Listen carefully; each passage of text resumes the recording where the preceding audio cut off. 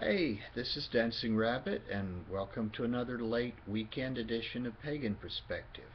I'm doing my first attempt at direct upload because I've been having some problems with the camera and the desktop computer. It's taking me as much as 2 hours to shoot a video, download it to the computer, convert the file, edit it, save the editing, and then re-upload it to YouTube. So I want to see how this works. So there's no editing. This is just quick and dirty for the week of February 4th through 10th. And this from Runes of Shamish. I have just come across the practice of Dianic Wicca. They only accept women born women, so no males are allowed. This includes trans women, male to female transgender. Taking this beyond the realm of Wicca and into the larger pagan community, how do you feel about women only or men only circles and groups and transgender pagans? Do you think women's groups should include trans women and men's groups should include trans men, or somewhere in between, i.e. yes, except for the group that does skyclad, they could all be asked to leave? Okay, my basic deal on this is to go not to the elves for advice, for they will answer both yes and no. I'm not coming down firmly on either side of this, but quite firmly on both sides. When I came into paganism, it was as a result of attending two workshops at Unitarian Universalist summer camp. They were led by women, and they were, while not exactly Dianic Wiccans, they were rather feminist women.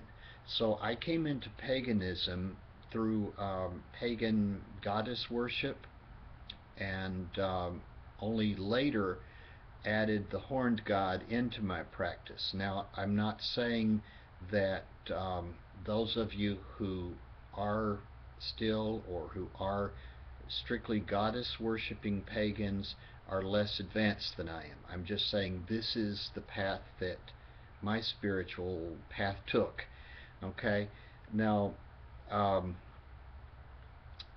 quite a few years ago, I would take my wife Feather to some women's only campouts. These were not strictly pagan, they were more of a new age feminist kind of campouts, and they were strictly women only. So I'd take her, set up camp, drop her stuff off, kiss her goodbye, and come back a day, 2 days later, pick her up.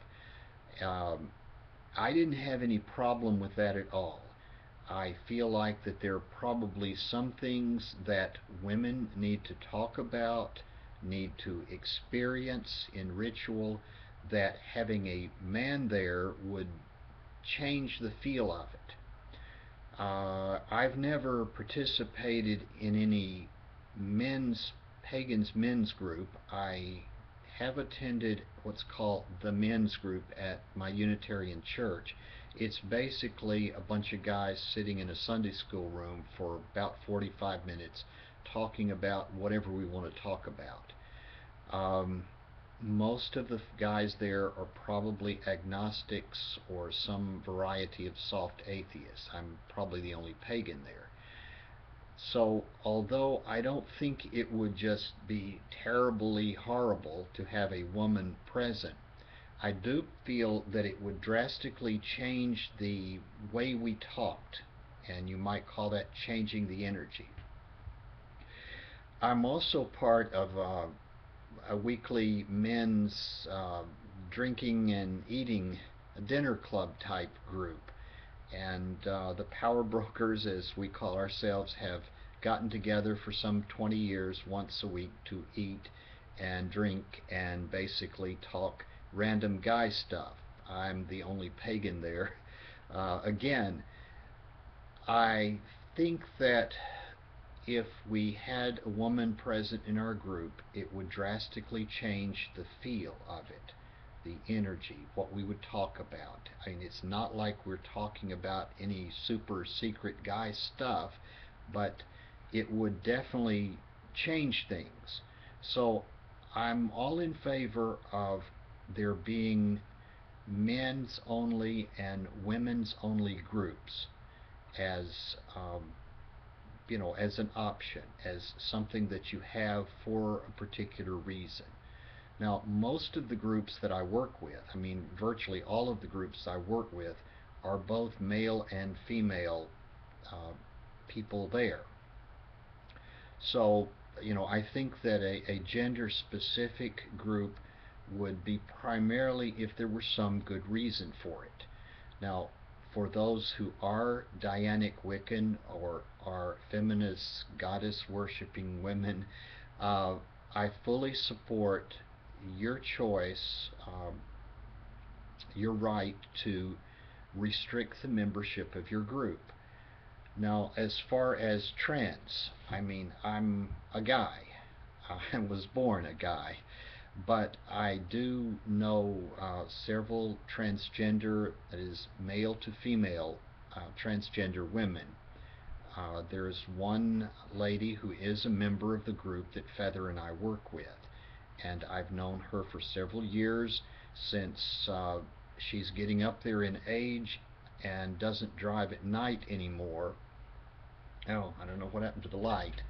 But anyway, uh, since I usually drive Sarah to and from our meetings, we've had a lot of time to talk about stuff in general, and specifically some of the stuff that she was willing to share with me about her experience as a transgender person. There are a couple of other transgender women at our church, and I have been acquainted with, or at least met, sat down and talked with briefly with probably as many other transgender people. So I feel like that, if you're transgender, I'm an ally. This is part of my basic spiritual ethic as a Unitarian Universalist to respect the worth and dignity of all people, transgender included. Feather and I have walked in the local gay pride parade several years, and this is not only in support of our gay and lesbian brothers and sisters, but also our transgender brothers and sisters. So, okay, uh, that being said, I haven't had any problem in actually working in a group with a transgender woman. However, the group that I'm talking about, we have men and women, and a transgender woman. It's not ever been any kind of problem. In fact, she's a definite welcome addition to the group, more as a person than the fact that she's transgender. However, on the other paw, I I realize that I fully realize that the whole transgender thing is not something that a person does quickly or easily. That even though these days transgender people are figuring it out earlier and dealing with it quicker than in the past, this is something that takes years to process through. And it's not an easy thing to realize that, there's something that, well, there goes the light back on, that there's something that doesn't quite fit, that isn't quite the way that everybody else is, and I'm not crazy, and I'm not gay, and oh, I'm actually a woman with a man's body, and okay, now what does that mean to me? And what am I going to do about it? Am I going to do anything? Am I going to begin the process? And it is a long process of gender reassignment.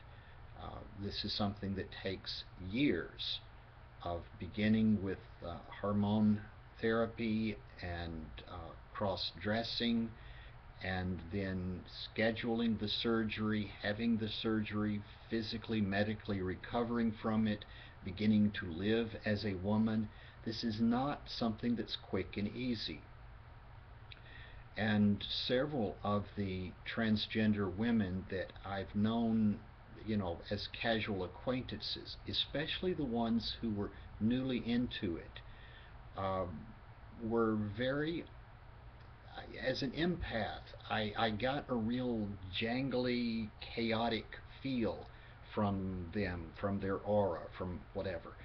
And I don't think that that's really, anything against them. They were people who were going through an enormous life-wrenching change. And accepting that and being able to live as a different gender than what you were, and all that, has got to be a major stressor. So I don't know that if such a person were to want to join a group, that the energy that they bring with them might negatively affect the group. I know that at our Unitarian Church there's another group called the Women's Group, and it's primarily agnostic feminist women. I don't know that there are any pagan women that go there. It's certainly not a pagan group. But several years ago, there was a transgender male to female person who wanted to join the group, and she was allowed to join and came for a while, and seemed to create major problems because it became all about her and her transgenderness, her progression from being male to being female, rather than the rather generic humanist feminism that the group was about. So they at some point asked her to leave. Were they transphobic? Well, I don't know. Maybe, maybe not. I suspect maybe not.